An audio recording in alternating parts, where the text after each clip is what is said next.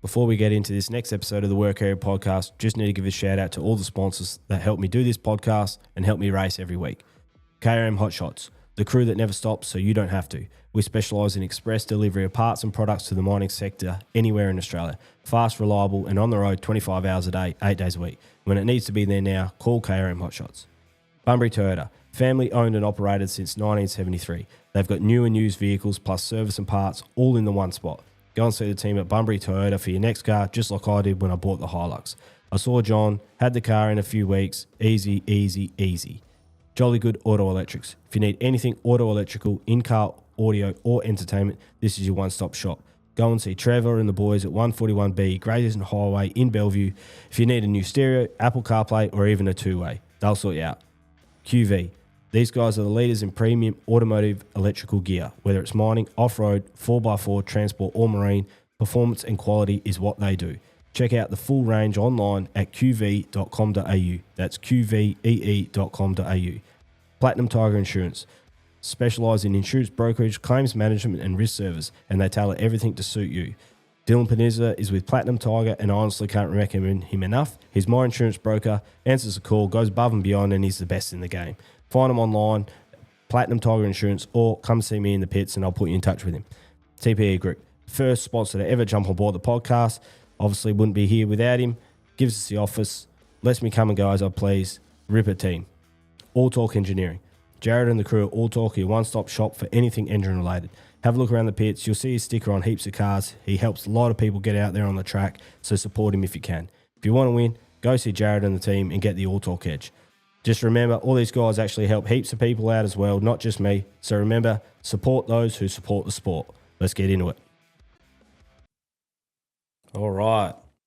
Welcome back to, I think this is episode 61 of the Work Area Podcast. This one's the Speedweek review. If you're watching on YouTube, we got Dan Hartigan becoming a bit of a mainstay in the program, mate. Thanks for coming in. I know she's a bit of a shuffle around, but what was it? Squash before this, and then cricket. Yeah, then cricket after, yeah. So busy night tonight. Not every night's like that, but happy to fit you in, mate. No, thanks for squeezing us in. Well, let's get right into it. The first thing that when I go to the races, I take notes on my phone, little things like that. The first thing that came to mind after all the Speedweek, and it's pretty shit that this is the first thing that I kept on going back to, was, and I don't expect you to speak on it because you might get phone calls like I did, but the traction control detection device, I think is just, it's run its race for me. Like the incident that sort of makes me bring this up is Callum obviously having issues again and having to pull in on the straight, and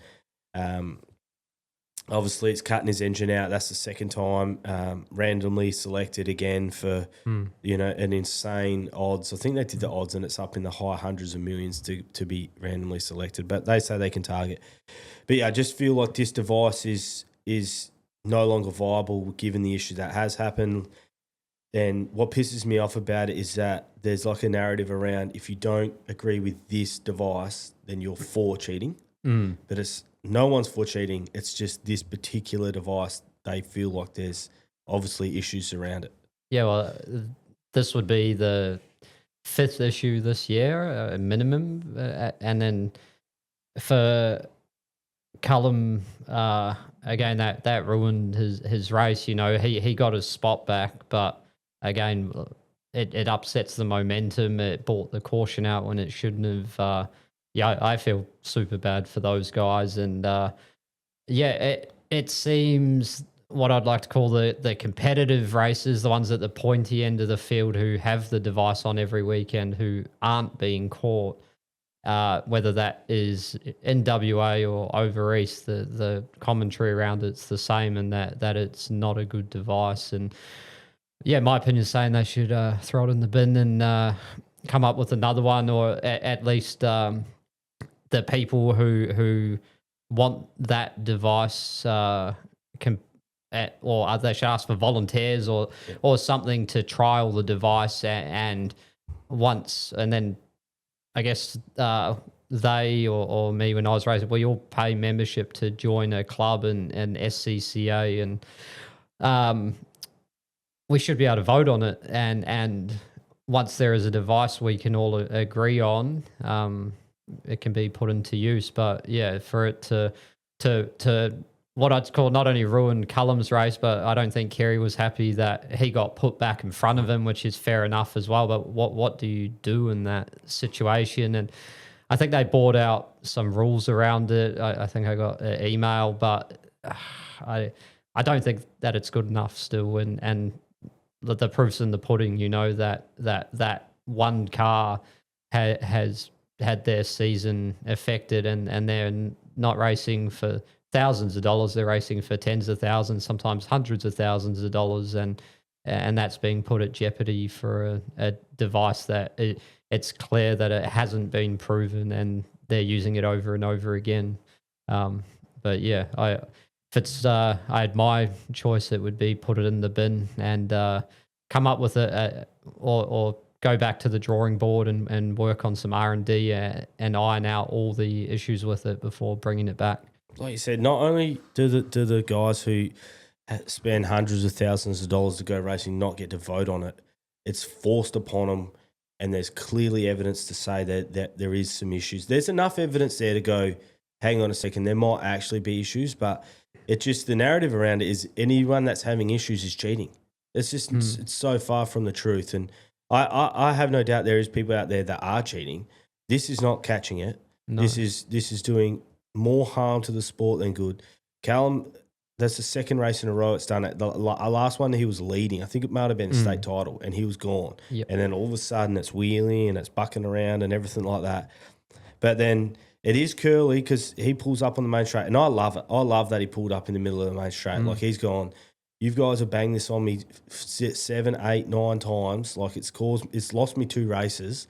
Like, this is bullshit. And then one thing that, if you watch that replay, I watched it live, the two fellas, it's clear what's happened. If you're an official or someone in the infield and you do not know why Callum pulled in, you're an idiot. Yeah. It's clear it was that, and they dawdled. The line at Chicken Treat moves faster, no, and I'm not joking, than the two fellas that came out to unplug it. They dawdled out there. Absolutely no rush. The race is stopped. Like, put some effort in. No, they walk out there as slow as you can. No rush. Take it off and just stroll off. I was worried that they were going to run out of fuel. They were doing that many roll-around laps while they were waiting. But, yeah, I've been on the infield and in the pits when the Manders thing happened in the first meeting, and those two blokes, in my opinion, had no idea. They're obviously knowledgeable guys about the technical side, and they've been around a while, or one of them has, but they seemed like they had zero knowledge on how the device works, why it did what it did, and all they were saying is, no, we've got to take it off and send it away. And to my understanding, that there hasn't been any correspondence of what happened or whatever it might be. And the only thing that I've seen is Williamson's putting up that Magneto. Yeah, had no issue whatsoever. I bet they don't have a response from the other side. No, yeah. Like I say, I not involved pro as much as I was, but from things I hear and conversations I have, and pro same as you, that the narrative is that there's a lot of communication from the teams, but not a lot coming back. No, you know, so 100%. and yeah, that's bullshit as far as I'm concerned, and hence my opinion of putting it in the bin and coming back. Either getting some people who are happy to trial it on their cars, and once it's proven and happy, you go to a vote and all your members vote, and if everyone votes or the majority vote in favour, then cool, we don't really have any leg to stand on to converse about how bad it is. That's the tricky thing is that should Callum have got his spot back by the rules, 100% should have been sent to the rear. But for me, morally, he has to keep his spot. Like he's already got stuffed once by something that's forced on him that he doesn't want, that multiple people have raised issues with. So like it is so like he should have got sent to the rear, because I'm sure there's no scope in the rule book to mid-race pull in for like that safety check. Yeah, Like, what's so the- that's there was a set of rules sent out, so that could be a new rule. I'm not 100%, but I know there was some additional or amendments made as such around that device with the SCCA rulebook. But in my personal opinion, I think it's the right thing. Yeah. But I don't know if it's the rules or not. You know, No, that's but, the same for me. But as a racer, I wouldn't want that to happen to me, so I'm happy for my competitor to be put back in position, and because it's not their fault why if they were second and a device that was put on their car, which then made them have to stop because it's cutting their engine out. It's not their fault, and that's why they should have to go to the back. They should get the spot back. My last thing, I just feel like early days when people were having the issues, Kate and that, mate, they were just branded cheaters from certain people in the pits. And I feel like now there's so much evidence to show that it was in fact the device that I truly believe these people that have been going on need to apologise. There's certain people all over Facebook, every post, everything. There is just out and out enough evidence now to suggest that it's 100% this device, mate. But the other issue I sort of want to raise with you, have you ever seen this many engine failures like in a small amount of time? I did some rough maths, like at least 15 engines. Oh, really? Over Speedweek? Over Speedweek. Yeah, wow. That's a phenomenal amount. No. Like some teams 3, some teams 4. Yeah, wow. Yeah, again, I know Cullum's had a bad run. Yep. They've had to come, I think, 3 times through qualifying or after hot Twice, laps. I reckon. Yeah. Yeah. No, I don't remember that many engines, but yeah, whether this device is contributing to that or not. I know Sellers over East put up a post again saying that just having the loom on their car is stuffing with the MSD or something along those lines. I don't know the ins and outs, but something to do with that. And they removed the loom and everything went back to normal. That's without the device on it. And so if that's happening, then if it is doing something with the spark, and then the engines are obviously high spec, high horsepower. The tolerances are so fine inside them, so the minuscule thing that goes wrong, that they are going to go bang. You know, they're not a good old fashioned wingless banger. That probably wouldn't matter, but when everything's revving 9,000, 9,500, especially around the motorplex, something's going to give. Mate, I got 2 more little things. This is a little Platinum Tiger insurance chat. So if you are chasing anything in relation to that, hit up Dill at Platinum Tiger Insurance. He's a ripper. He'll sort you out. Two little things before we get stuck into it, mate. Jason Pryde saved the night on Friday night. Obviously, the power went out and Jason's in the middle of racing. I'm not sure that it would have been brought up anywhere else, but in the middle of racing and with everything that's gone on, he's got the power going back again. And really? Yeah, out come the Crescent, I'm sure, and whatever electricity type, whatever it is. But yeah, Jason sort of jumped out of the trailer and went and plugged everything in or whatever they do and got it going again, which saved the night. It was a massive night for obviously the wingless don't get it run too much, and they got their thing in. Street Stock's got their thing in, and I just thought I'd give him a quick shout out. And my last little thing, I'm watching the footage back. What's going on with those little necklaces they give the winners? Like, have you seen those little Velcro? They used to be the huge. Is that just a real Speedway thing? Because they give the Hoosier ones out in America. Yeah, I think obviously the Motorplex trying to get a bit of America with them with the girls and that. But I'm probably the same as you. I leave that in America. Yeah, that just looks weird. It's very commercialized as such, and I don't know if that's Australian or not. I've been here 12 years. So you won I have one of our times. I probably can have an opinion. But I think leave the girls in the collar at home. The collar, the dog collar. That's what it looks like. Yeah, it almost does. Like you're blind. You almost. Got one of them. And the other time I noticed it was Ellenbrook for that Brian Rose. Like those street stock dudes get that big sash, like they're like a a cow at like an agricultural fair show or something. Like I thought that was a bit odd, but I don't mind that. I probably think my gripe with that is I think they give like them down to 6th place or something. Yeah. Like, leave top 3 and call it good. I've got a little bit of a thing. I've always sort of wanted to hash this out with someone on the pod here, mate. Got the double threat. I don't know if you've seen those little stories I did today, but the best 2 division drivers.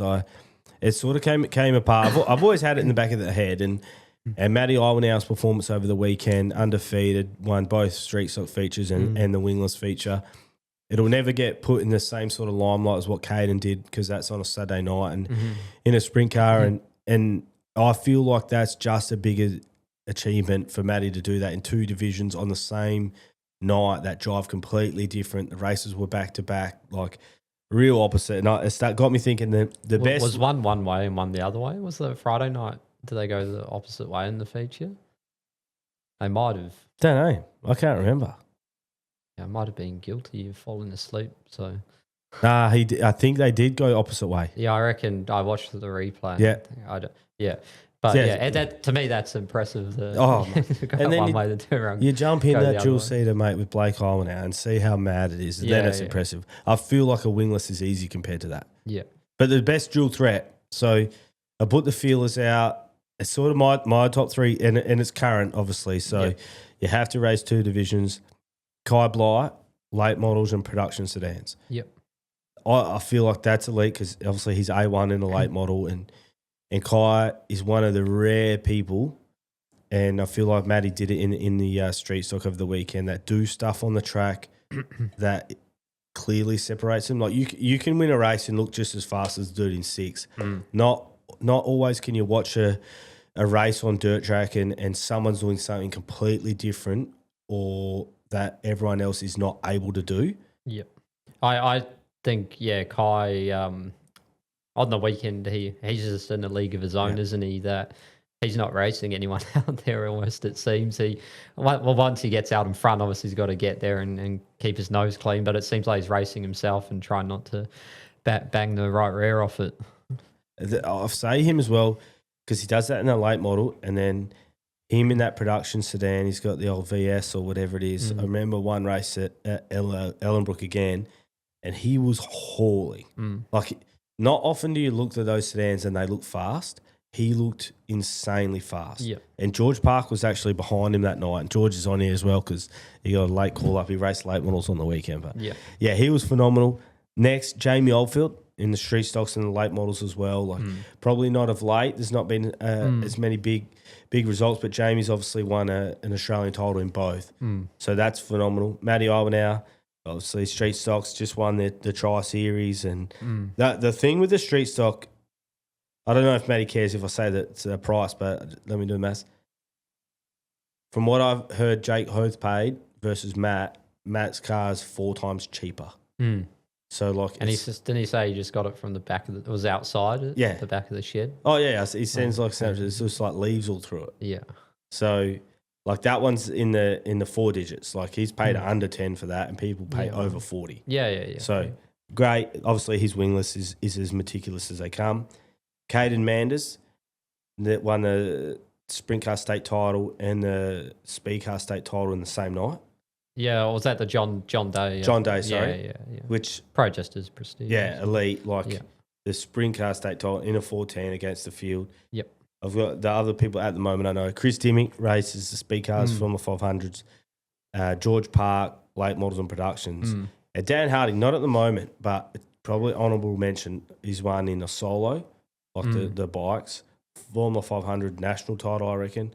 One in a speed car, one in a 360, and one in a 410. Yep. Out of that, who do you reckon's the best double threat? Like, what do you rate highly? Is it like Caden's, like elite speed cars and sprint cars, or Matty Iwanhoe with the street stock, the wingless, Jamie O, street stocks, late models, or Kai Bly? What do you? I lean towards Caden, probably just from my personal experience. I know how hard it is to race a 410 and to race again at the competitiveness of a street stock to win that it's like, say, playing golf, if I put it. Like, it's hard to play golf, but you don't have to go to the gym to be good at golf. But you have to be race fit to race a sprint car and probably be good in a midget as such. And let's say I'm not Rowie won, mate. There's no gym there, so maybe. Yeah, but Caden wasn't racing. Sorry, Rowie.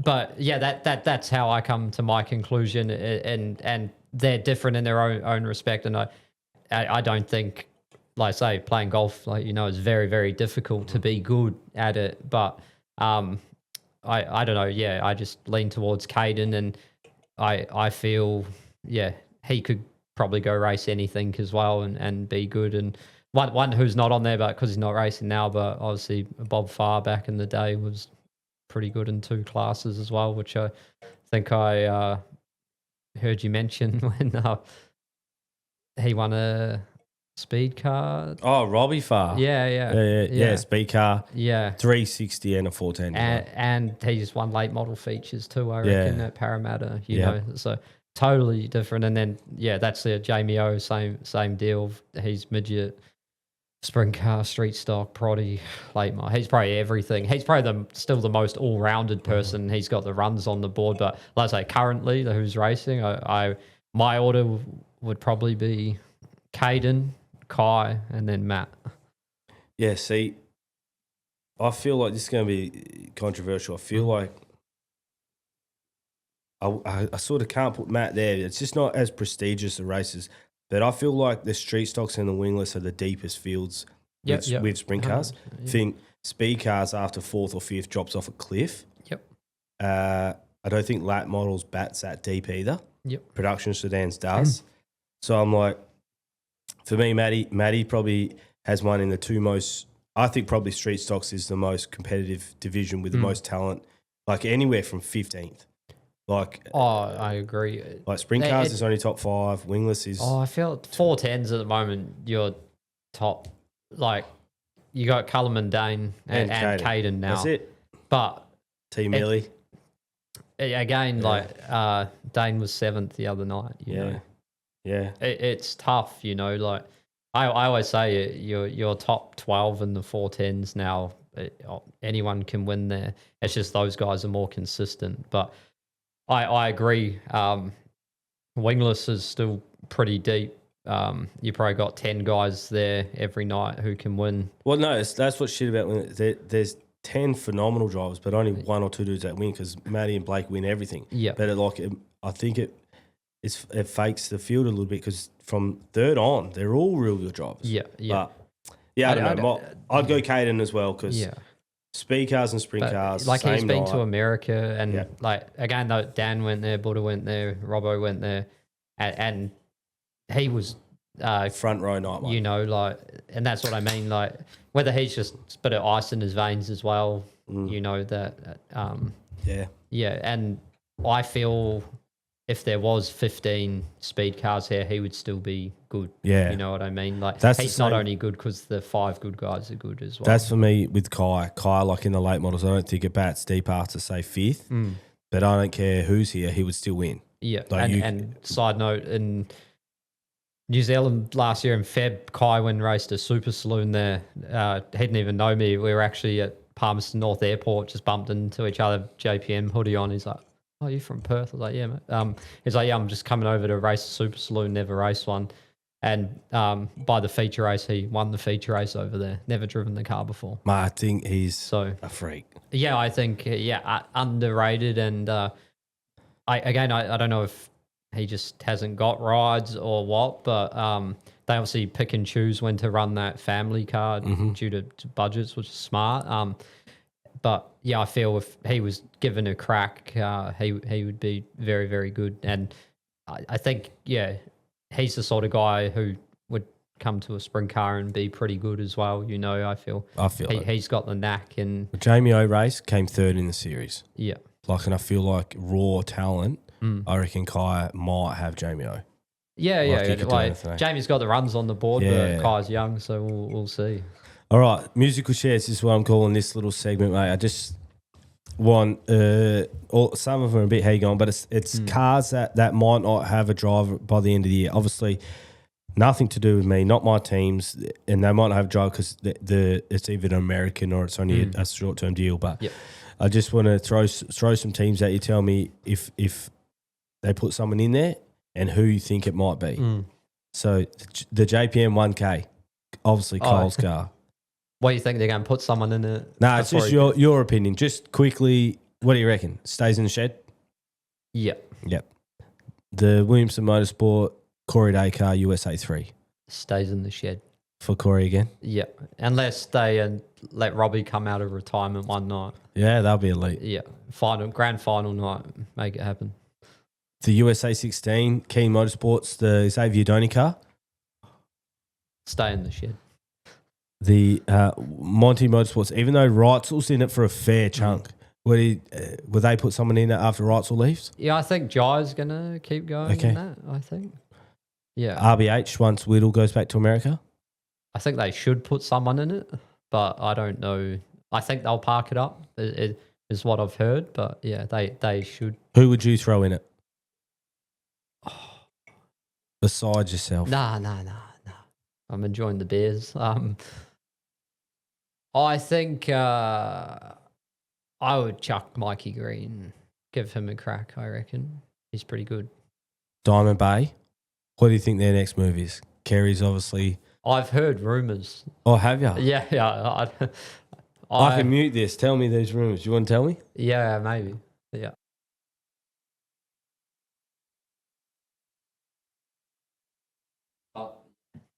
Well, if that happens, Jesus. Yeah, so Diamond Bay potentially might be filled. What about a local, say Mikey goes to RBH, who's going to jump in Diamond Bay? Do you think they get like the Matt Eagle or if that rumour? Yeah, I don't know. I'm always give a local guy a shot. We back someone should give Matt Iwano a crack. There you go. Landrigan Motorsport, old Steve Melville, Robbie Farr. Pretty sure on they the tyres. park that up. You know, they park it up, you reckon? Yeah. I don't know if the car stays here or it goes to Port Hedland where they live, but if it goes back, parked up. But otherwise, maybe Robbie should race that one. J&S Drilling. Okay, they'll park it up, I reckon, because they run the 360 cars. But again, they should put someone local in it. Who are you putting in that one then? Oh, let's go Cam McKenzie. Yep, had a great Speedweek. Yeah. And obviously, Kerry's going to be in the S&D Motorsports 95, so Sean Cameron's car. Kerry's in it while he's away. What do you? They generally put someone in it. What do you think their move is? Either Ryan Newton or Pickens. I don't think they move away from what they know too often. They're pretty settled. That's Pickens. Goes over to the Chili Bowl, flips it, thinks stuff it. I'm not going anywhere. Fly straight back to New Zealand for the title. Yeah. I think that's smart though. What are you going to do? Run the end main and no, but I'm just have saying, 18 beers. Must be nice. Yeah, it's tough, isn't it? Oh, see you, baby. Yeah. All right, here we go. Let's get in this Speedweek, mate. You're straight off the bat. Your favourite race? What's like the race that comes to mind? I think the Streety race, just because of the ending. It was even though they weren't part of the whole Speed Week, I feel like it was a good way to close it out, wasn't it? Yeah, they raced so good. They put on really good racing. Yeah. Like I say, maybe, again, I'm probably biased, just the raw speed's not there. Okay, I watched it on TV, so my opinion's a bit different than being there live, but the sprint cars obviously very good to watch on TV. But like I say, from the ending of the race, like I feel that the sprint car racing it was always good, but that was just something different. And for Hayden to throw that slider there and Matty just to hold it wide open up the fence. And I think, was it earlier that race that Damon ripped the front off that thing? Yeah. And it was, just interesting. And then I think Jace did it the night before, and it's cool. Mate, for me, it's and it's not because of the drive, it's because of the crowd, but it's the high limit finale when Dane threw the slider on Kyle. Oh, we're going the whole speed. Yeah, whole speed. I thought it was the weekend. No, you can do that. Yeah. But so it's that, because because it was sick for Dane and that, whatever, Yeah, but yeah. the crowd was nuts. And then it Yeah. actually blew my mind when Taylor Milling hit the lead and was leading for so long. The crowd in Oh, really? 3 was fully with it, like going for him, yelling, like up and about. Like, yeah, it was electric. And I thought, mate, Worm is on at Taylor Milling. Yeah. Yeah, so he was fast. I know. I don't know if he got tired or No, he just caught a group of lappers. At the Yeah, I wrong know. time. And then that's what I was talking about when we were doing that live thing, that how good the good guys are at just getting through them. And then Cole just chopped them up like they know tomorrow. And then, let's say from the TV, it just looked whether Taylor hesitated, but it was a lot of green flag laps and it looked quite physical still, you know. And I feel like Cole's that race fit that everything's so slow for him, where for guys that only race 20 times a year, and you'll say not in that position a lot, your eyes are wide open and you're good in clean air, and then you getting a little bit tired, get to those lap cars and just bobble that once and you're straight behind him in one lap, and then next car's coming. He was good in dirtier, man. He slid around J-Mac once and held it on, and Cole. Like, his 2 passes on them were electric. And even a lapper came up on him and he just held it on the outside, man. He was on fire. Yep. That was his best drive. And that was I think he said the night before they found something, and they just changed something, don't know what it was, but it obviously worked because he has been electric. Mate, I didn't really know how to recap Speedweek here besides probably just go on the points. Yeah. So if you got anything on these guys, and I'll be the same, I'll jump in. So Dane, Kingshot. Yeah. I was on the 2 train. Yeah. Told you that. I was filthy when he come second, that just because he got to the lead he got to lead, and I probably agree, biased, that I reckon Buddy jumped that start on the when the double file restart, and that fuck Dane. And he did well to pace him, and then like Larson's obviously just a freak, and he's there, but I feel Dane gets that start. Like I guess how I put it is Kyle's very good, but man, like, he makes his own luck and gets those breaks that he shouldn't have even been in the dash unless Caden cuts that tyre down. Even at the Chili Bowl, bloke's the same. Riding over rears, anyone else pops a tyre. Even spinning out Chili Bowl during the week, clipped the car, got a spot back. And I saw someone complain they spun a car out, saying whatever, but he's good enough to just always be there, and the 51%'s always in his favour, not the other favour. He's never 49, he's always 51. But I think he's got the runs on the board to get that luck, you know, and if Dane sticks at it, I feel like that will keep working for him, and it probably does work locally now. He's got the runs on the board that when people see that front wing now, they're, oh shit, here's Dane. Yeah. You know, that's the Larson effect, and it was just cool to see a local guy get very, very close. And like, Kyle obviously races for a job, and Corey Day does, Buddy does, Dane's at Elite Fab drafting some wheelie bins today. Just sent me a Snapchat of it, like living the dream, you know. He was doing some handrails on the beach the other day. Yeah. You know, that it's a different world for those guys, and for him to be that good, and he's not 22 either. He's 35, 36, I reckon. Yeah, no. But he's not a baby, you know. Like, he has to work hard to stay fit. He's got kids, and even that we spoke about before, the being crook as a dog, winning, going home 4 hours sleep, at karts the next day. All that stuff's just super impressive. So. Like, his results are fourth, third, second, seventh, sixth, first, sixth. Like, but for me, high limit. When all these other people's first 4 results are wishy washy because it's Boxing Day high limit. When a lot of cars were here, that's Dane's best chunk. Yep. Fourth, third, second. Yep. Like I feel like he launches out the gate. That's so impressive to knock those results together. He's the only person to be top 10 for all 8 rounds. Yep. Like that consistency. Cole had one, obviously second place. Cole Macedo had one round out of the top 10 of 13th, and it cost him because his results are 3rd, 8th, 13th, then 4th, 2nd, 3rd, 5th, 1st. Like the points were reasonably tight, but that's, on the night that he's 13th, Dane's 3rd. Yep. Otherwise, and that was a motor issue, and then that put him off the back. Is that right? I think so. Yeah, so unlucky to. Right to a high limit. I was at. Oh no, yeah. This is 13th. Oh, there you go. No, it wasn't. So that night he must have been just tough. 5th, hurt the engine. I think he came 5th, and that was the second last night. Yeah. Caden Manders. It goes to show the results. Caden was consistent, but it's 11th, 2nd, 7th, 17th, 6th, 5th, 5th, 11th. That's 3rd place. Just 17th. Yes, he's got an 11th, a 17th, and an 11th for 3rd. Yeah. But then the rest of his results are pretty decent. And then I guess, again, in that sense, usually, like Cullum's obviously had a bit of an up and down, but he's usually like Dane as well.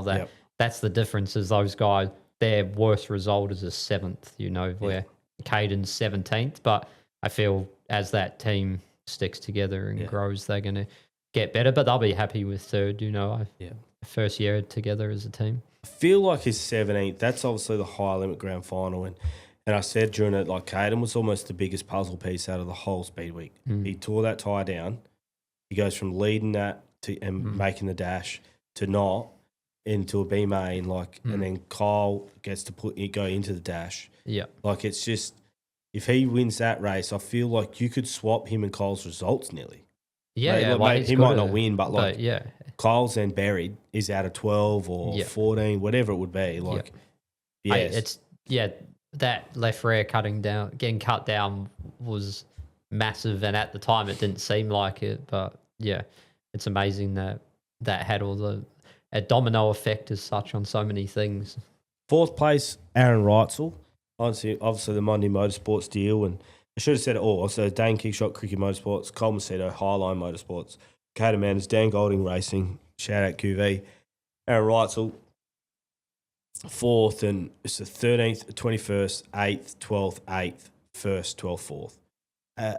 Bunbury, he was bullshit. That was rough, and he was fast. Like I said, Joel Ettridge actually got fast lap times. That's crazy. That's crazy. But Aaron was so committed that night. Like that was just an American washout. I feel like that's when their tracks come into play. Like they've just seen so much experience. I think he's from his home track's Tulare, maybe. And that track is more banked than Bunbury, but it's cowboy up there, and he's very, very good there. I feel he would do that with his eyes closed. I think he said that he doesn't really he'd like it back when he was 25, but not 35. But obviously, he's still very, very good. Did you see anything from him though? Through Speedweek?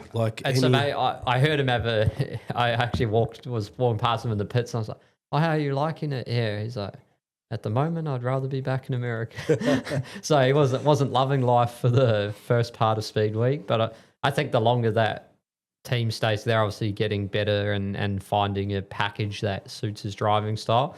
I think he probably expected to come here and be good because he's been so good in America.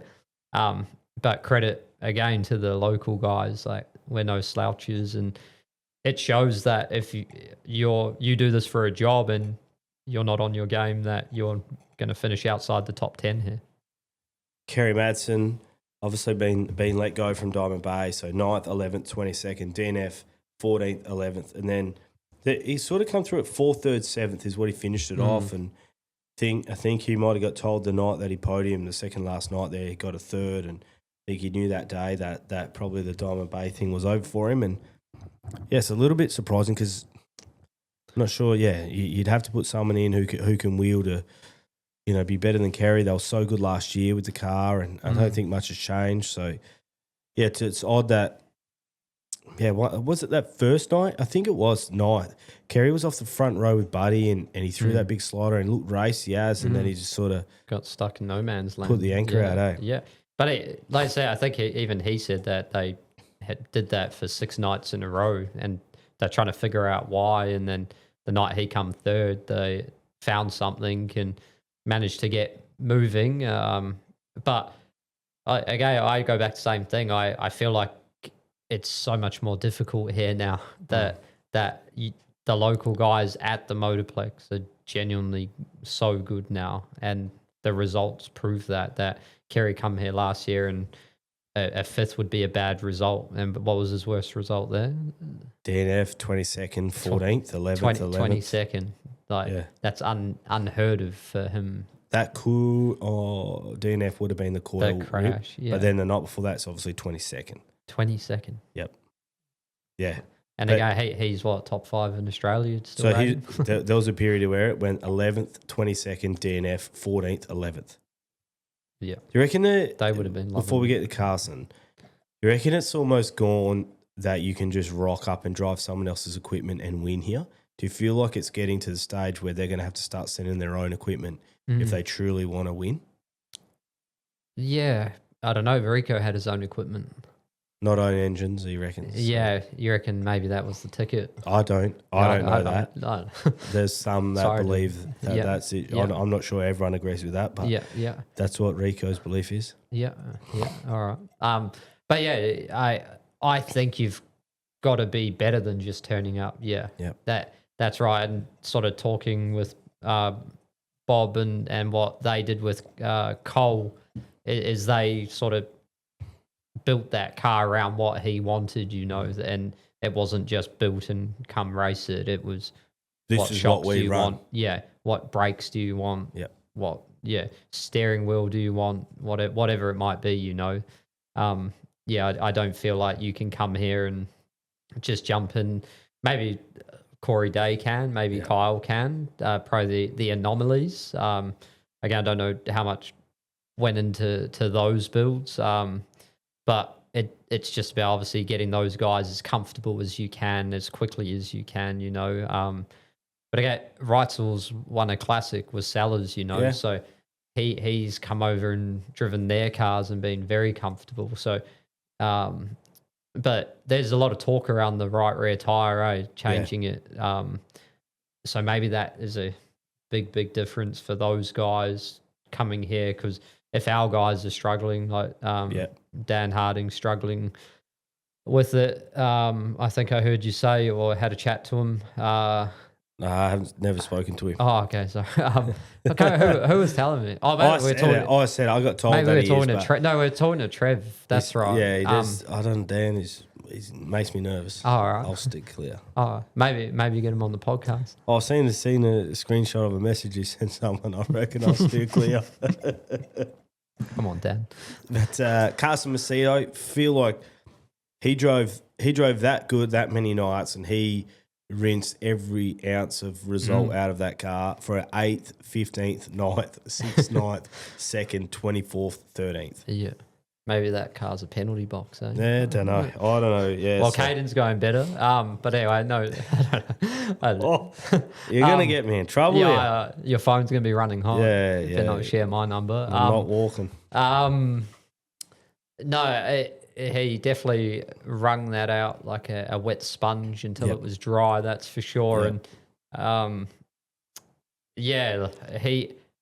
he's obviously very good, and he's a lot better than that, in my opinion, as well. And I feel like Reitzel had way better results. Like Reitzel looked okay. Sometimes Bunbury looked phenomenal, but Carson looked at some stage like he was sending it, driving that thing so hard to try and get some speed out of it. Yeah, and to the point he probably had a couple of crashes doing it, But you have to that sprint car racing. I think, like I say, he probably would have liked, I think he wants better results. Yeah. They're going over Easter. Yeah. So we'll see. I feel they still got better, but still a lot of improvement there. And it's all good gear, that it's not rubbish. And it's interesting because I think obviously Cole being his brother is, I I feel Carson's got his ticket in America. Yeah. Usually, you know, and then it just turned here, and they'll obviously be. I'd like to hear what they're conversing about and what they think's changed from America to here, and why what I'd call Cole is so much better. Yeah, for sure. Like Cole looks like he's going to win every night, and Carson hasn't looked like he's going to win any night. No.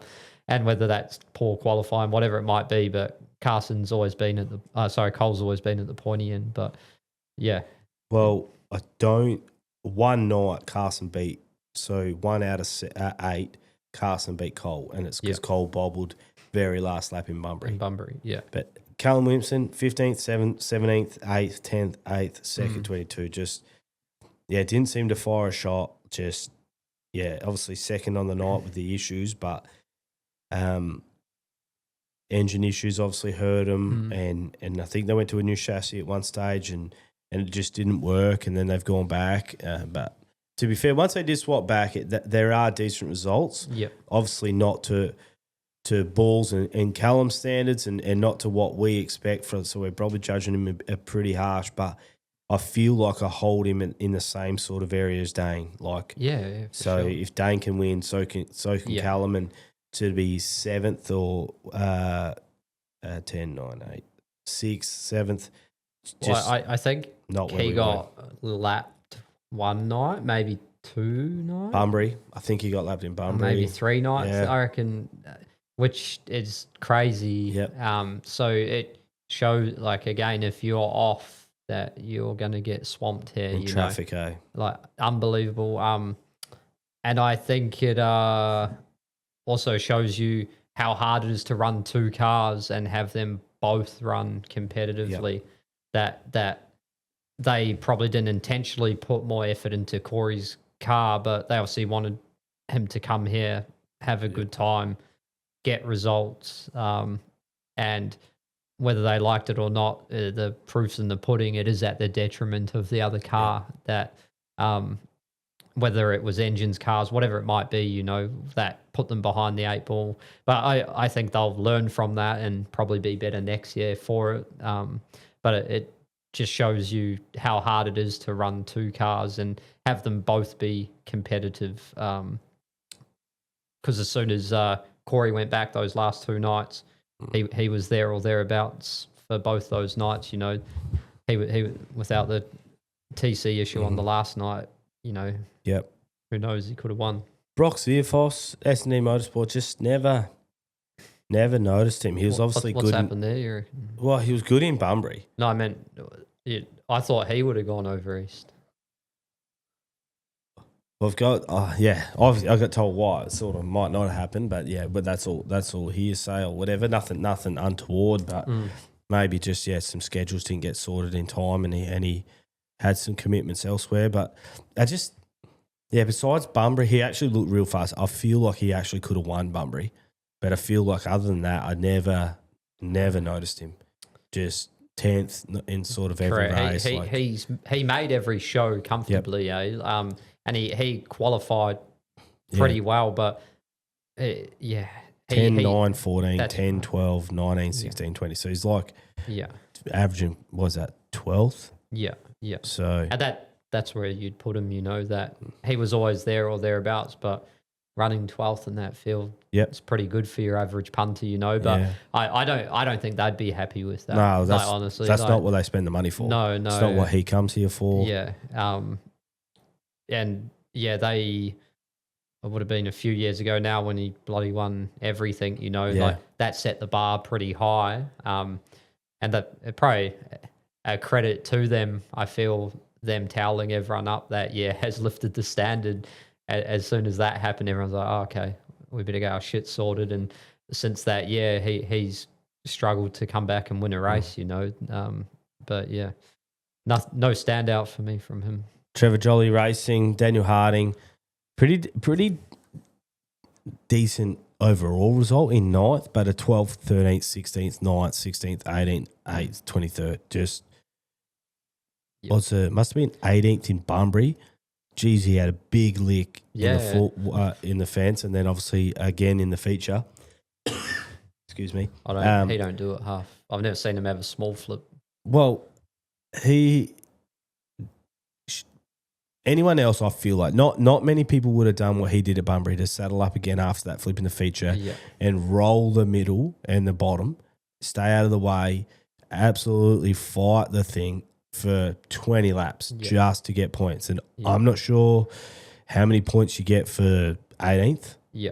Can't be many, but, you know, he puts him in 9th overall. Like maybe he's outside the top 10 if he doesn't do that. And, you know, obviously they haven't had the results they want, but I bet you Trevor Jolly to see that, and the boys that work in the car see him like absolutely battle the thing for 20 laps on one of the roughest tracks ever with no wing, no front wing. It was a massive effort for him down in Bunbury. I don't know, that's racing. You got to get out there and do the job, you know, like you love it. That's why you're doing it. You're not there to go park on the He would not have loved that. Well, I don't. You'd rather be out there than parked on the infield. Yeah, that's true. I had the worst place to be on the infield. You know that. Oh, I do. J-Mac's 10th overall, missed Bunbury. His results are actually a bit better than what you think, considering, I don't know, it's such a hard thing for J-Mac. If he's not winning, he's losing. Yeah, well, they, again, set the bar pretty high, and I think they've said that they will enjoy it while they could, because they didn't know how long the golden run was going to last. So. Well, J-Mac even said that. I remember in a podium said, I've told Sheldon, like, enjoy these, mate, because this is not sprint car racing. No. It's not how it is. And 6th, 15th, 24th, 3rd, 4th, 2nd. Yep. Take away the 15th, the 24th, I think, is when he cut the tyre down. Yep. High limit. And so the 24th was last night a high limit. I remember, because he was in the infield with the drill, drilling out on the tools. And again, just like the sportsmanship to help Dane to get out there and do all that, but then also like the mechanical knowledge to know exactly what to do with those headers to let them breathe and stuff like that. Like I'm sure Matty Cochrane's onto it and would know that, but in the heat of the battle. Well, there's only one Matty as well. If he's looking at the front end, he's not going to be thinking about that. Then they might not. Well, you imagine if he had won that. Yeah. Like that's probably 90% of the reason. Yeah. Because it gave the car another 100 horsepower back. Yeah, so credit to J-Mac to do that. Not the results he wants, but to finish 3rd, 4th, 2nd, I feel like it's trending in the right direction. And yeah, they could go over east and towel up now. I'm interested to see how the lads go, because maybe I'm biased, but I generally feel anyone comes over here, Jock's probably an anomaly, because he's come over and had a few dips and he's getting the runs on the board. But yeah, like even someone like Lockie comes over here now, I don't think they're going to dominate like they did in that Australian title sort of period. Where I feel like Jock, him and Veal sort of showed the guys here what to do, where that's changed now, in my opinion. Well, you're not going over for a stronger field now. No. Like if you just race high limit, it's so deep that you're going over east, and it's going to be as deep, but it's not going to be like it historically was, deeper. Correct. You know, you're not coming out of here into the shark pond. It's like you've just done 9 or 8 nights in the shark pond. Yep. Now there's just, you go like it's just normal.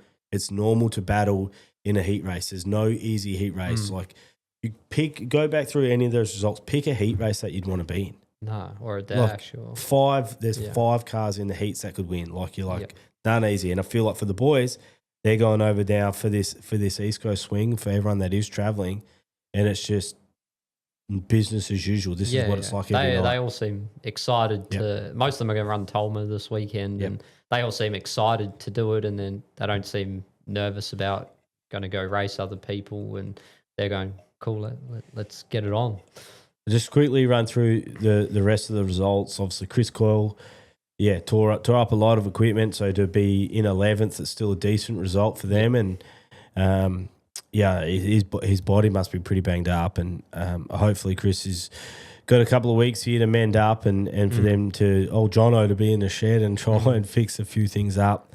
Cam McKenzie had a two bad crashes in the end there in Bunbury, and he probably would have finished top 8. I think so. I think he would have beat J-Mac if he finished one of those races. I think he's top 10, and for a team with him and and Army on the tools. Like that's a budget team, small budget team, and he drove good a lot of those nights, and all talk engineering, get the edge obviously back him, and massive result.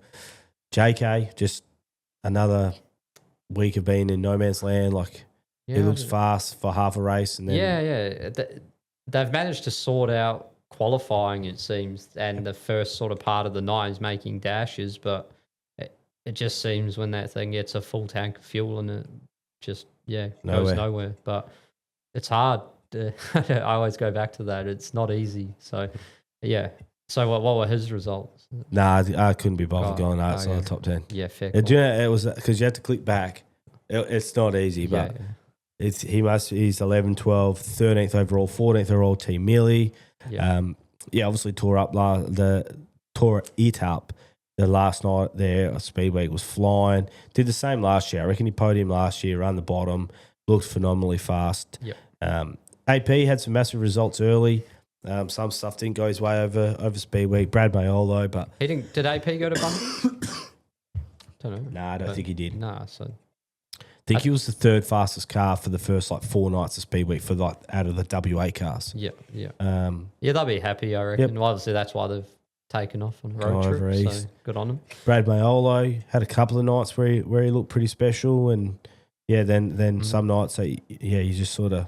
But it's so tough, mate. Like I still don't think they'll be happy. They were what I'd call better at the end of last year, and then have struggled this year. Well, Brad could have got a top 5. If you told me he's 4th, 5th, somewhere around there, I'd believe it. Corey Day obviously had a massive one. Justin Whittle, RBH Group just had some horrendous luck over the course or no, I don't know. Yeah, whatever. But he won't be happy. I was going to go I don't think anyone's happy. Nah, you wouldn't be happy coming over here. Nah, putting all time, effort. They competed every round, and they just had shit luck, and I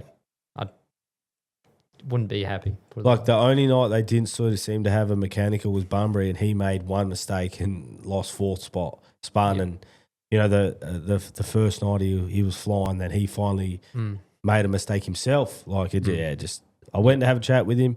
He was sitting in the mule, just staring into space, just thinking, wonder what Qantas is doing. Probably what fiery ginger. He didn't. Do not talk to anyone. Luke Oldfield, obviously 4th on the final night of High Limit, but wasn't here. JD Dack seems to fall off. Like he was quick timing and really just fast. Inconsistent. Yep. But he, they're relatively new, but been doing it a while. Yep. They'll be still. I always talk about what their expectations would be, and they would be wanting inside the top 10. Yep. Ryan Lancaster didn't really notice. Obviously, I think he heard an engine in Bunbury and went home early, which I think was the right decision because, I wouldn't want to start at the back of Bunbury given how that shaped up. No, they've torn up enough cars this year, I reckon. Aaron Cherkop, just steady, looked fast at some stages, nothing. Mikey Green, obviously lights out early and then hurt 2 cars, one in qualifying and one in the heat. Not great for them. Jack Williamson, can't remember him crashing, but I know he had lots of mechanical issues, just little piddly stuff, so it sort of hurt him. Yeah, I feel they were better last year as well, which is crazy. And then I feel they probably got a better package now, and they got that transporter set up, and just that sprint cars, isn't it? Yeah. It's tough. And just goes to shit very quickly. And start off the front row, I reckon Boxing Day last year, maybe. Yeah. Don't take the good nights for granted. No. Then everyone else had sort of a couple of hitters from over east, like Jason Pryde obviously jumped in and out. AJ Nash was good a couple of nights of the first one. James Inglis had some good results, but then had some bad luck with some bleed. He ended up at the lake the last week. Yeah, probably. He's good on the skis too. Who else have we got? Tim King, obviously, mate, can qualify. Yeah, it's crazy. He hasn't raced and good on him. He must be able to wheel the thing. Yeah, I raced him probably more in limiteds back in the day, and he's bloody good. So. Yeah.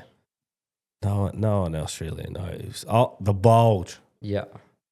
Oh, the old two-wheel king. Oh, yeah, the wheelie. How's it would have made the show if he didn't bloody loop. Got excited when he was in I know. 14 and When he just threw a looped it. bomb. Oh, mate, he threw a bomb. Come on, And Miles. just didn't quite pull it off. I was all in the show. Yeah. Um, And then he didn't go to scales in the Star Wars series. How'd that go down? well, he didn't want a podium. He's just I'm done. Yeah, he had the Oh, 410 fair in enough. Oh, fair the enough. 360s, and I feel like, Yeah. he's he didn't want to get a podium, so Yeah. Fair call. Good on him. that's why he spun on that last night as well. He didn't want a podium Yeah. in the 410s either, so Yeah. he just thought, we'll let someone else have a crack for once, I reckon. He wanted to watch from the outside for a change. Yeah. The other little divisions, mate, we got about 12 minutes here before you need a racket. Who's into me? I don't know who that is.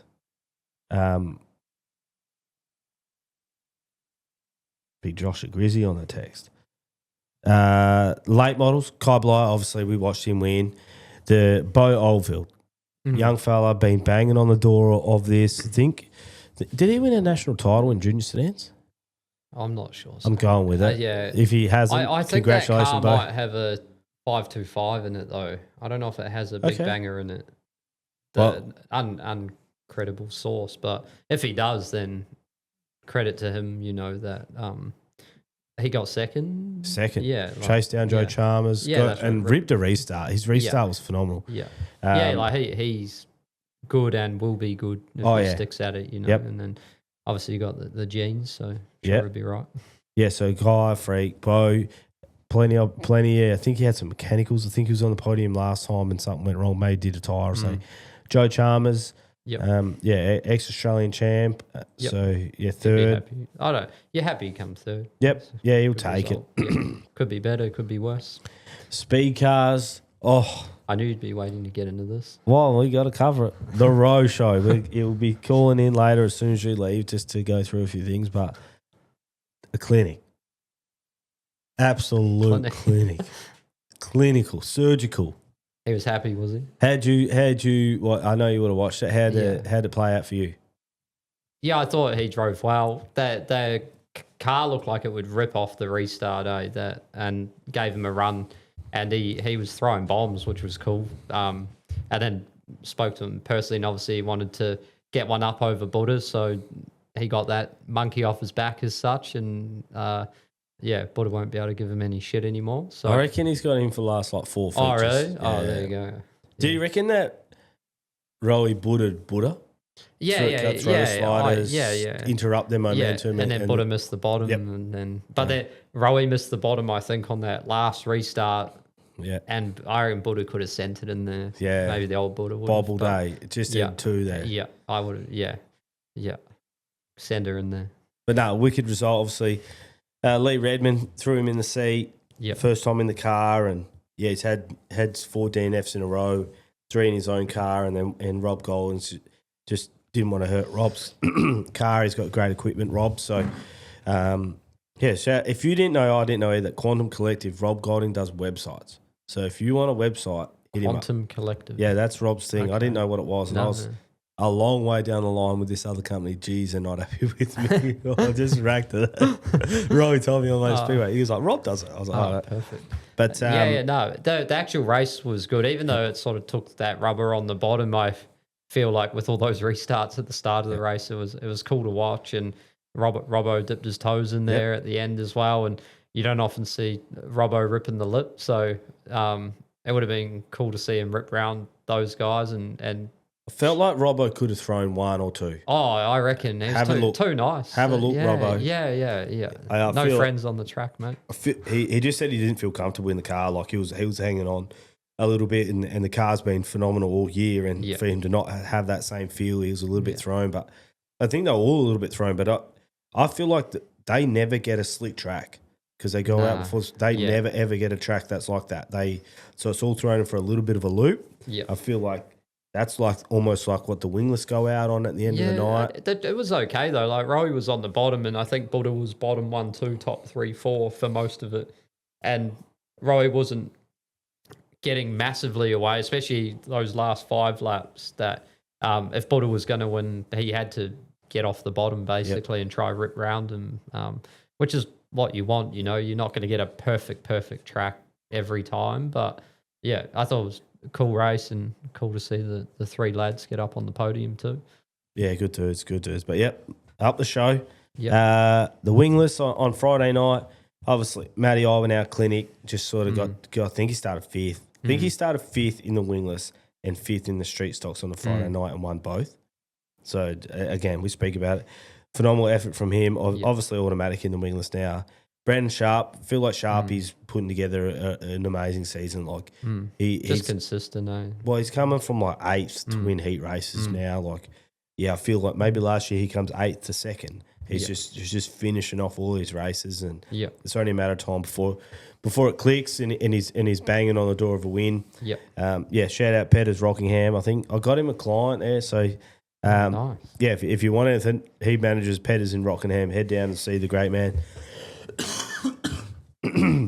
Tommy Britton nominated. My throat's gone. Oh, you're right. Yeah, take over. No, well, mate, please do. Tommy Britton, third, obviously worked his way up, and that's a good result for Big Tom. So I think he started deep too. Yeah. Ran the bottom, ran different lines to everyone else. And he's pretty clever, and he can run anywhere. Tommy, when the car's on, and it was obviously on, so he's sorted that out. A couple of big licks in that wingless thing. Well, he had big licks when I was racing, so I meant the the wingless in general on that night. Sorry. Oh, yeah, I saw the car that was on fire. Sorry, I reckon Fitzgerald and Mitchell. Yeah. That was a big lick, that one. Yep. Yeah, stayed in it. And lucky they're both all right, to be honest. I've seen people get hurt before from those crashes. So because that's where wingless sort of flip the worst, is coming down straights like that. You know, like the ones in the corners aren't usually too bad. It's usually end of the straight that grab the wall as well. Eh? Your left runs up on the car, your right rides up the wall. Yeah, so good to see the lads walk away unscathed, and they seemed in good spirits. Street stocks, the final. Obviously, it's the final. The ODH Mechanical, one of your great sponsors, mate. The ODH Mechanical Tri Series. Mate, I fucking love street stocks. Maybe you should get one. Nah, I can never drive one. I promise you that. You don't want to do the panel repairs on it? I don't want to do the driving. Why is that? Jump in with Blake Highway now and see for yourself. I've driven one. Yeah, well, now you know. Yeah. I know you. Too much wheel work. Oh, my God. My arms aren't big enough. I was watching Blake that one night, mate. We slid Jamie O, so we're moving. Yeah. I'm screaming at Jamie O, done thinking, mate, nah, not for me. I just know I could not do a street stock. Yeah. It's too much. So no street stocks, no go-karts. Not in my future, mate. Yeah. Not in my future. Maybe truck driving. Go-karts, mate, I was 12 minutes on the track and 12 hours at the track. Yeah. That's not for me either. You actually came back the next week and just put a sponge over them. Great, bud. You like them that much. Mate, I'm a volunteer. Yeah. Matty I went out, obviously won. The pass at the end, Hayden Norman second. I think he's second in the championship as well, so it's probably worth $2,000 that pass. What are your thoughts? Would he have won if he had passed Matt? I don't know. I think there was a fair. I deleted the points on my little tattle, but if it was to win that whole series, that's pretty cool. Send her in there. I feel like he had to be 2 car lengths closer. That's my thing. I just don't think he could have ever made the pass. He would never have cleared him from that. No way. But I don't think he was aiming to clear him. He was aiming to do what he did. So that's why they got panels. I don't know. I've forgot the Formula 500s. They were in there at some point, but they have weird rules as well. Like people spin in Formula 500s, it's on their fault, and then both of them go back to their spot. Yeah. And I'm like, what? It was sort of similar to that. I fully agree, and I'm inclined to believe I'd probably do something like Hayden if I was ever a chance of a win. Yeah, I if you're not doing that, you shouldn't be racing. But that can't be in the rule book that you're allowed to do that. Surely. Tough shit. No, not like. But I just feel like whatever. But I'm like, they can't be happy with that sort of happening. I bet if that was for 8th in a heat, someone's getting. Yeah, probably. But there's time no and difference. Place, I guess. No, the rules don't say if it's a feature for this. No. I guess I'm not a stickler necessarily for the. I look at it from a racer's perspective, and if you're what's that supposed to mean? Well, if you're not having a dip, you shouldn't be out there. Yeah, but you also can't tear someone's axle up. Maybe. No. Well, Did he get disqualified? Or? No, that's what I'm saying. I just feel like I fully agree he has to have a dip for well, it's $2,000. Like I say, me personally, like if it was to win that whole series, I probably would have a dip. If I pass him and I'm still going to come second in the series, probably not. That's me personally. Yeah, I just you know what I mean. Like, yeah, it's got to be worth something. I've sent people for a hot dog before. Time and place though, when I think it's on like state title or whatever, and you're having a dip. Who have you sent worse? Worse than that. My worst one's probably Scott Thompson in Queensland. I went to Maryborough and I was actually supposed to stay at his house. And it was for the Queensland title with like 2 to go. And I was following the whole race and he went high around the lapper and I went low. And I just centered in on the bottom, right rear to left front, and put him almost over the fence in hospital. Yeah, well, it wasn't pretty. And it was at his home track. And he's from Maryborough. Oh, there's just people climbing the fence, like telling me they're going to kill me in the pits afterwards. But that's racing. Yeah. Matty Iwanhoe won. Hayden Norman second. Ben third in that race, but I reckon Ben 12 I think I seen him in. Yeah. Like he would have started deep, and how hard they drive the top. It was so sick to watch. At the track, it almost looks weird. Like how they drive, they're like up on it. Yeah, well, they from the outside, it would border. You can't see because they below the fence. Yeah. You know, like especially at the cage, no chance. And they're borderline wall riding. You know, like they are on the cushion, just turning left and just wide open. And I think Matt wanted to prove a point. I reckon that he could drive the top better than Damon. Yeah, I generally think that I've never seen Matt drive I seen him drive the street stock there last year, and he certainly didn't drive it like that. Well, mission accomplished. I reckon, yeah. Because Damon watched him win. Yeah, Damon's that's right. Damon tore it up. But he looked good too. He was ripping. I feel, Damon was win it or bin it, where Matt was win it. Yeah, yeah. He's Matt's very good at sending it but driving within his means at the same time, you know, and I thought it was awesome finish. I'm throwing the rules out the window. That was cool.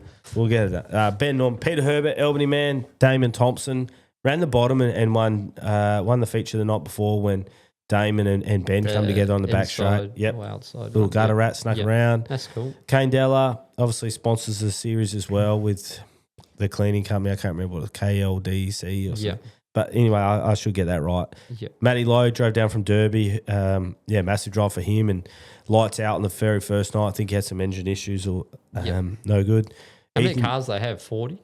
Yeah, about that. Yeah, that's cool, eh? Steph Amajuri and Aaron Sutton. That's top 10 on that night. Yeah. Overall, we got 2 minutes before you can cut loose, mate. The Broth Enterprises, ODH Mechanical. So $5,000 and Matty Iwanhoe to win. Yep. Hayden Norman $3,000, Kane Della $2,000, Ben Norman $1,500, Jake Oath $1,000. Yeah, and didn't Damon say the week before they got $1,500 to win the race as well? Yeah. So Matty made $6,500 that night. Yeah, so he's paid for the street stock. Nearly. Well, he's up for a new diff, so new axle panels. Yeah. Well, that crash probably cost 10. Yeah. Oh, that's what you get for racing one. Yeah, that's how it is. All right, you need to cut loose. What are you doing? Yeah. Mate. Well, we'll call a Rowie for a little. I don't know if this is Houdini out of here. I hope this is right. Real rack in Australia. Yeah. Let's see. Uncle. How are you, mate? Good, mate. What's happening? Oh, we've caught you at the time, have we? Oh, no. Yeah. I'm parked up having a feed with Bigsy, mate, but we're right. I've just walked out. Lambron Contracting, shout out to, we'll probably speak about him, mate. Well, yeah, we just jumped on to get a bit of a Rocha update. You can jump out, mate, if you want. Thanks for having me. No, all good, mate. Thanks for coming in. Good luck in cricket. Who are you playing? See you, mate. I'm playing cricket. So who are you playing? I have no idea, mate. It's just social. Are you a bowler or a batter? I'll say I'm a batter. Okay. Done. Good luck. Yeah. See you, mate. Rowie, so we've gone through the night. We're just going to get through our last little sponsored segments here, mate. Dan has to shoot off. But the speed car race, we sort of tried to have a little bit of a breakdown, but I guess your thoughts. I spoke to you after the race and the audio shit itself. I'm not sure what happened there, but yeah, you threw those bombs at it, and we spoke about, did you Buddha, like you threw the bombs at him, he kept sliding him, he broke his momentum, got him out of his rhythm, and then snuck under him and got away. Like, sort of, did you have a plan going into the race, mate, and how did it sort of pan out? I didn't really have too much of a plan. Like, my plan in the dash was to probably not Robbo. Even I didn't really get to him, but my plan was, even if I did get there, not to pass him, because I did think it was going to be better to start third in the feature. And then, yeah, the feature kind of played out how I thought it would, especially when they didn't rip the track, and I could slide Butter. I knew he would slide me back or cut back, and I just knew that I had to keep doing it every time. And the yellows were giving me the shits there for a bit. A couple of times I cleared him, and then I'd go back a lap, and then yeah, eventually I was able to properly clear him, and then yeah, being behind him for all them restarts actually probably helped more than anything, because I could tell that his thing was over fueling up on the restarts. So even when that yellow come out right at the end, I was able to just went real slow the whole way down the back straight, so he didn't have a chance to clear any of it, and then made sure I bobbled up as much as I could. And yeah, that probably was about all she wrote, to be fair. I could watch the replay now, believe it or not. And yeah, I could see that he struggled to get off the line, but yeah, that was mainly my plan. After once I knew that I cleared him, just kept an eye on the screen, and yeah, the rest is history. What about in terms of, you obviously run a Link Toyota, and Lee Redmond in the 52 is a completely different package, suspension and everything. Any sort of like feeling out, or was the car good? You obviously were quick time straight away, like you were the fastest car in the first sort of time out there. Any adjustment to that new car, or did you settle in pretty good? No, not too much difference, to be honest with you. The Spike Bullet is somewhat reasonably built around a Link at the same time, just an older version. But yeah, I think like mainly one of the biggest difference was like Lee obviously knows what he's doing and his crew, and then just being able to actually, probably for the first time in years, being able to go and watch the track and be able to just watch how the night unfolds, how the track's going, where I'm going, just little things like not having to worry about mounting a tire and stuff like that. Like, it's the first time in a long time I've ever done that. And yeah, Lee obviously knows what he's doing as well as his crew, and it just made it, not so much easier, but more I could focus on the things that I'm meant to focus on. Well, just to paint the picture, you race the speed cars, but you generally rock up to the track on your own, unload, like, and borrow people from other teams. Like, you don't have a crew. Like, so when you're saying you can actually go up, instead of cleaning your car, you're actually on the mesh watching, because you finally got someone to help. Like, so given the results you have had, it's pretty impressive. But you obviously released some news during the week with Lee and stuff like that. I believe, yeah, you obviously gone to the Australian speed car title this year. You went last year leading the prelim main, and You yeah, had to bring it up, didn't you? I did. You zigged when you should have zagged, and over you went. But yeah, hopefully Craig Smith's not back at Simpson this year, and we might be a chance, mate. So talk us through the Australian title deal. Pretty awesome. Just Lee, yeah, obviously I had a friendship with Lee for a long time, just through family and being at the racetrack a long time, my whole life. And then Lee messaged me on the Sunday night and asked if we could maybe make something work. Yeah, it was him coming on board, and Energy High Mundaring and Midland High and Haulage, and we've got a few other sponsors of my own, Lamron Contracting and that's our Engineering. man Bigsy, president Yeah, of that's our man Bigsy. the Donga Lamron Eagles. Contract. He's a ripper fella out in Leinster there. If you need any dams built, hit up Lambron. Yeah.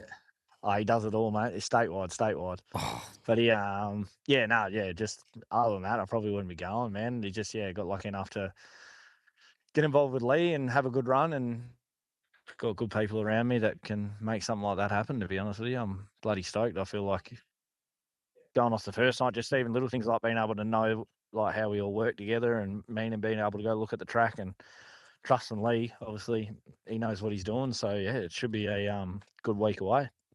mate, the last thing we need to do before we wrap this pot up is the Bunbury Toyota Best on Ground. So Speed Week in its entirety, mate. I don't care what division.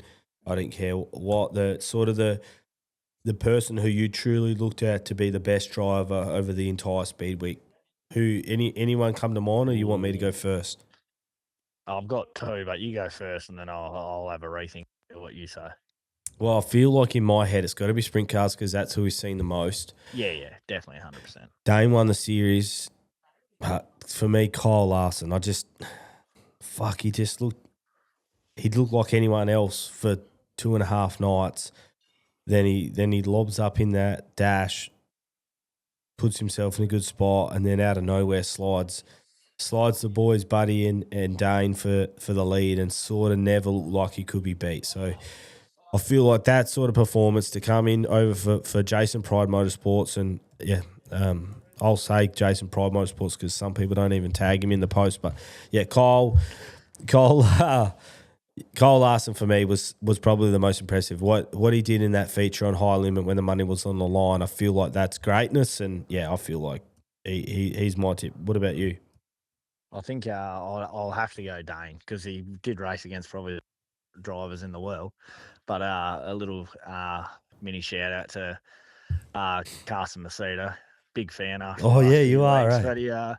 But I mean, he probably didn't have the results that he wanted, but geez, he was good to watch, and he never died wondering at any moment, to be honest with you. And to be fair, he may have pushed the limit a lot of times, but he didn't do much damage either. Yeah, that's true. He never tore one up, considering how hard he drove, and whatever that night was that you were sort of pointing at him, mate, he was hammering it. And me and Dan Hartigan spoke about he rinsed every ounce of speed out of that car that he possibly could. Yeah, definitely, 100%. QV Spotlight, someone who over the whole period sort of did a little bit better than what you expected. Obviously had some results that you thought were above what they usually bat at. My one is I think it's the same as our sort of midweek show. It's either Mikey Green or Cam McKenzie for me. And considering they both race, I think I might go with Cam McKenzie. Higher on points. I know Mikey had a couple of better results, but Cam, on a sort of a budget team, they Army on the tools. They ripped that thing up that last night, rolled out for that B main, went from the B main in. Yeah, I feel like Cam McKenzie opened a lot of eyes and had a massive speed week. Like some of his results were good against, almost he's genuinely racing unlimited budget teams and he was sort of holding his own.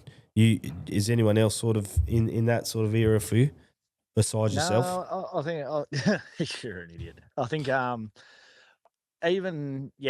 probably have to go with Cam McKenzie too, but another shout out, I reckon, like from that middle of the week kind of podcast that we done there a week or so ago, I reckon Taylor Milling to go quick time at the end at Bunbury and show a bit of form there and up with a podium at Kwinana the other night and lead a lot of the race, to be fair. And if one of them things you ducked, you could have dived or either way. But yeah, he obviously come alive there at the end and they found something. So, I mean, he could easily just be another stand as well because the quality of talent that you're racing against. But yeah, I'd have to say Cam McKenzie to get back out there after that and constantly show A-main finishes in the probably top 10, top 15.